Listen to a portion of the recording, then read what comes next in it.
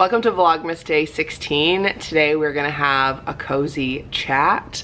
I can't believe we've already made it this many days and I haven't done like an actual just sit down chill video. I made some lists before Vlogmas started of some topics that I wanted to chat about, and today I'm gonna share with you some of the books I read in 2021. Normally during Vlogmas I would share with you all of the books.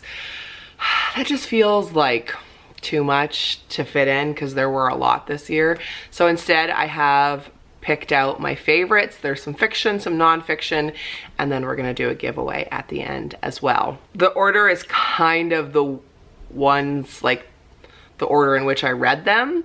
The first one, if you have been following me, will come as no surprise because I actually did an entire school project that was sparked by what I was learning in my anthropology class as well as this book, and it's In the Flow by Elisa Vitti. Look at that cover. I actually lost the cover. In the Flow by Elisa Vitti. This book is all about how to biohack your menstrual cycle, and it changed my life. One of my goals for 2021 was to, in fact, biohack my period, and they have improved significantly. I also feel I just have so much more knowledge about what my body is doing, and as a woman in her late 30s, better late than never. I learned so much in this book. You can listen to it, you can read it. I took notes. I have notes on my fridge during every part of the cycle for what I should be eating and what kinds of exercise I should be doing. I'd never even heard of the infradian cycle before. I'd only ever heard of the circadian, and turns out people with uteruses, people who get a period, people who menstruate, we have a different cycle. So In the Flow was a game changer for me. I also use the app and track my period, and that's been really helpful because if I'm feeling a certain type of way, I can see where I am in my cycle. I can also like know when I'm expected to get my period, that sort of thing. It's very helpful. This book was awesome for me. This was definitely one of my absolute favorites. And it talks about all kinds of things, not just eating, not just exercise, but it talks about like hormones, it talks about birth control, how to like use your menstrual cycle to your advantage at work, in sex, in relationships. It was wonderful. I loved this book. I have recommended this to every one of my friends, like my girlfriends. Lots of them have borrowed it. That's probably why the cover is now missing. It was great. For our first entry into the fiction, this is Delia Owens' Where the Crawdads Sing. This is a book that I'm sure many of you have already read or you've heard about. It was in the Reese Witherspoon's Hello Sunshine book club and many bestsellers. It's a New York Times bestseller. It's the story of a girl who's known as Marsh Girl, Kaya Clark, and her life living a very unconventional life. There is a death in her town and she is a suspect in it. I'm not doing it justice. It's about to be a movie. When I say this is the most beautifully written book I think I've ever read, the language, the cadence, the description, it kind of like reignited my love of fiction because I'm more inclined to read nonfiction. At least I was. Now that I'm in university, I really have less interest in reading nonfiction, especially when I'm in school. This is such a beautiful book. The next one that was a favorite of mine is The Jane Austen Society, written by Natalie Jenner. It's this wonderful story of this group of people who come from all different walks of life, and they are drawn to one another because of their love for Jane Austen and her amazing work, and they like come to the town in which she was raised and like work on saving and preserving her home. It was such a like lovely easy read, like comforting. It felt like drinking tea while you were reading it. It's a really good one. I don't have my copy because I've given it away. Okay, the next one is a surprising one that I loved so much, and it is The Meaning of Mariah Carey by Mariah Carey. I would 10 out of 10 recommend listening to this book because she sings throughout. Honestly, I like deep respect for the diva who is Mariah Carey. I think she's wonderful, but I didn't really know much about her. I didn't know anything about her history, her upbringing, how she became who she is today. It was so well written. She's so funny and very introspective and smart, and just to like learn what she went through and how she accomplished it was a very inspiring, like I might actually re-listen to it. You know, any story where, you know, it's a story about like women achieving their dreams is very inspiring to me, and what she'd been through and her mental health. She's very open about that. Loved it. Even if you're just like a casual fan like me, it was a fascinating listen. The next book that I 10 out of 10 recommend is So You Want to Talk About Race by Ijoma Olua, and it is a really helpful book to learn how to talk about difficult topics, especially race, racism, and how to be an anti-racist. So each chapter has a different question and a different topic, and then she really dives into the ways in which to talk about it. The author was raised in Seattle by a single white mother, and then she and her sibling were mixed race kids, and she talks about what that was like to grow up, and talks about like cultural appropriation, language, microaggressions. That part was very helpful for me, all in a way in which that like you never get defensive. At least I didn't reading it. I found it to be very helpful and educational, and it stuck with me for sure. She talks about also like intersectionality and the ways in which people who aren't black, like myself, like white people, can be great allies. So You Want to Talk About Race, I definitely recommend. Okay, back to fiction. Kate Quinn's The Alice Network. This one is so cool. It's about women in the war who worked for the Alice Network. So like a network of people who like got informants, like got information. I don't know the best way to describe that job, but like they would hide little bits of like detailed information inside, you know, their like kerchief that was then sewn inside their dress. And it's fiction, but honestly, it was just cool to really dive into that world and get a greater understanding and appreciation for sacrifices that were made during World War II. And I love that it focused on the role that women played and how strong these women were and the choices that they had to make. I loved it. I hope they make it into a movie if they aren't already. The Alice Network by Kate Quinn was fantastic. I can stop saying that. Obviously, all of these books are great. I'm not telling you any of the ones that I didn't enjoy. Okay, what's next? Ooh. Lots of these I, as a side note, read or listened to digitally. So listened to the audio version, which you know I love to do. I really like leaned into the Libby app this year, which is the free library app where I live.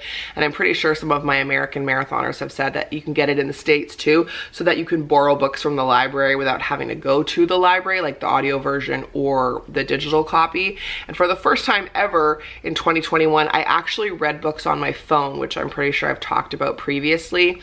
I never thought I would do it. I was always against it, and the reason why I did is because it was another deterrent to aimless scrolling, which was a huge goal of mine this year, to stop scrolling so much. So you're still technically on your phone, but you're reading. And it was so convenient because my phone, for better or worse, is always at hand. Anyway, another one that I loved is Kylie Reid's Such a Fun Age, and I listened to this one. This is also in Reese's book club, and I think this is gonna be a movie, I think. or a TV show. So it's the story of like a very prestigious white couple, and they have a black, young, hip nanny, and her experience working for them and their experience employing her. Like, it goes back and forth between the main character of the woman who's the nanny and the woman who is the mom, who employs the nanny. Yeah, again, it's got a lot of like race undertones to it, and Kylie Reid explores those in a very like entertaining way, but serious way, but funny way, and like awkward way. Yeah, one of the best books I read, which I know is the theme of today's video. A new one, this is another one about race. This one's called Me and White Supremacy: Combat Racism, Change the World, and Become a Good Ancestor by Layla F. Saad. And another one that approaches racism and anti-racism in a way in which I had never considered, being a person of white privilege, and very enlightening, very helpful, very educational, especially if me even just saying white privilege makes you uncomfortable. I would encourage you to explore that and to read these kinds of books, because we need to understand it in order to not be part of the problem, and in order to be great allies for Black people, Indigenous people, anyone who isn't in this place of privilege.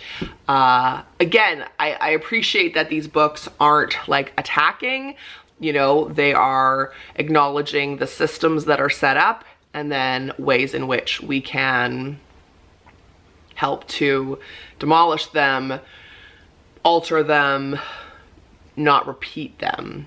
It's another good one. Okay, this next one is a fun one. Let me find the author.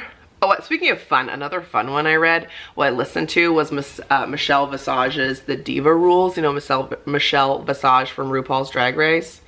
So good. Okay, anyway, just scrolling through the books I read this year. This one is by Jennifer Robson, and it was a recommendation from my friend Tracy. It's called The Gown, the Novel of the Royal Wedding, and it's the story about the seamstresses who, and the embroiderers who created Queen Elizabeth's wedding gown when she married Prince Philip. So cool. So cool. Again, like the time, you know, they talk about like rationing in London and how stark it was to live there, and what it was like to be a woman and a single woman in that age, and then like the pure like majesticness, probably not a word, of what it was like to create the gown. It's fiction, but it's super cool. One I actually have to show you now, Britt Bennett's The Vanishing Half. It's the story of twins, and they grow up in a town that I think like isn't even on the map. It's so small, and they both run away from home together, but their skin color, one decides to grow up as a Black woman and one decides to grow up as a white woman, and the juxtaposition and the like stark difference of their experience is explored. Plus one of them has a child, and then so they flip back and forth between, you know, decades past what it was like, and then what it's like for this now woman in her teens and her 20s at the next generation. This is so good. Those are some of my favorites that I read this year. I actually reread quite a few, and like some oldies but goodies, like a few by Gabby Bernstein. I re-listened to Untamed by Glennon Doyle. Just fun. Can't recommend that Libby app enough. I love that I thought that only talking about a handful of the books I read would make this a shorter video. Clearly it is not. Let's get to the giveaway. The giveaway is a book that I actually read a few times in 2021 because I was helping the author, and I was honored to be not a proofreader, but just like help as I could. And I have been asked to record the audio version, so you can wait if you want to listen to me read the audio version of this book. That'll be out next year. But hands down, one of the best books I read this year, and it is called The Pilot Light Effect, and it is by Maria Skelly. I will read you the back. Troubled by neurological issues since birth, followed by years of perpetual pain, it was devastating to be told by medical specialists that there was nothing more that they could do for me. Not willing to accept that fact, with little more than my inner pilot light to depend upon, I set out on a journey of hope, resilience, courage, and determination to rewrite my future. This is my story. So the author has gifted 2 signed copies for me to give away. So if you would like to have a chance to win this book, you can comment down below and tell me what's the best book that you've read in 2021. I loved this book so much. Her resilience, her like just sheer, like she says, pilot light to be able to overcome really tough medical problems, and then like problem after problem after problem after doctor just like basically feeling like she had been given up on, to be given like such strong drugs that she could only be given like a week's worth at a time, like the amount of pain she was in to get, I don't want to spoil it, but like find her way out of it. This book is incredible. I encourage you to buy it. You can find it on Amazon. It is a local BC author. Spoiler, it's my aunt. Maria Skelly is the Maria in my name, Marianne. I have 2 aunts, Maria and Anna, and they combined, my parents combined their names to make Marianne, which is my name. She is the one half of my name inspiration person, as I call her, my nip, and I am her namesake. This book is so, I like reading it, I didn't know a lot of what she had been through. I have just sort of like seen the transformation from the sidelines. If you know anyone who struggles with chronic pain, chronic health issues, who's just been through anything, I mean, who hasn't, especially in the last 2 years, I would recommend gifting this book, and you can also win it for yourself. I have 2 copies, like I said, they're both signed beautifully, and I am honored to be giving them away, and these are today's giveaway. So thanks for watching. Lace up, subscribe, become a marathoner. Life's not a sprint, it's a marathon. You do you. Yeah, I'm excited to know what your favorite books were this year. I was giving myself a hard time for not reading as much as I thought I would. And then when I looked back at the list, I read a ton this year. Like, there's something about going to university that definitely takes a little bit of that spark away from wanting to read anything else besides like the weekly readings, but we found some in there. The listening to books is what really helped me for sure. So that's it for Vlogmas day, what is the date today? 16. And I'll see you tomorrow morning for Vlogmas day 17. Bye.